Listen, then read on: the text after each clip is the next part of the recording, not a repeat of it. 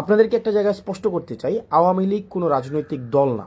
আওয়ামী লীগের যেই ইন্টারপ্রিটেশনটা যেটা হয়েছে, আওয়ামী লীগ কোনো রাজনৈতিক দল না। আওয়ামী লীগ হচ্ছে একটা ফেসিবাদী শক্তি।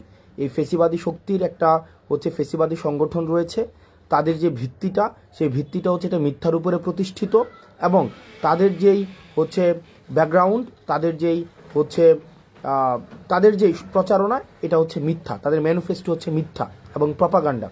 তাহলে আওয়ামী লীগ যে বিষয়টা, সেটা হচ্ছে আওয়ামী লীগ কোনো রাজনৈতিক দল না। আওয়ামী লীগ হচ্ছে একটা ফেসিবাদী সংগঠন, যাদের মূল জায়গাটা সেটা হচ্ছে মিথ্যা এবং প্রপাগান্ডা। এই মিথ্যা এবং প্রপাগান্ডার উপরে তাদেরকে সাপোর্ট দেওয়ার মতো একটা অভিজাততন্ত্র রয়েছে, একটা অভিজাততন্ত্র বা অলিগার্ক শ্রেণী।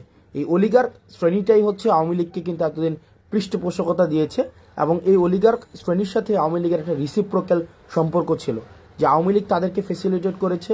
আপনি 10-12টা কোম্পানি, 10-12টা গোষ্ঠী তাদেরকে ফেসিলিটেট করেছে, এবং আওয়ামী লীগকে তারা ফেসিলিটেট করেছে। এবং দিন শেষে যেটা হয়েছে, আওয়ামী লীগ একটা জনবিবর্জিত একটা দলে সেখানে পরিণত হয়েছে। নচেত 5ই আগস্টে যে ঘটনা ঘটেছে, আপনারা দেখেছেন যে আওয়ামী লীগের বলেছে যে এশিয়া মহাদেশের সর্ববৃহৎ সংগঠন, আওয়ামী লীগের সাথে আরও সম্পৃক্ত যে সংগঠনগুলো রয়েছে, তা সত্ত্বেও কিন্তু একটা মানুষকেও রাস্তায় পাওয়া যায়নি যে আওয়ামী লীগকে ডিফেন্ড করার মতো, একজনকেও পাওয়া যায়নি। তো আওয়ামী লীগের সাথে বেসিক্যালি যে সম্পর্কটা ছিল, সেটা হচ্ছে স্বার্থের সম্পর্ক।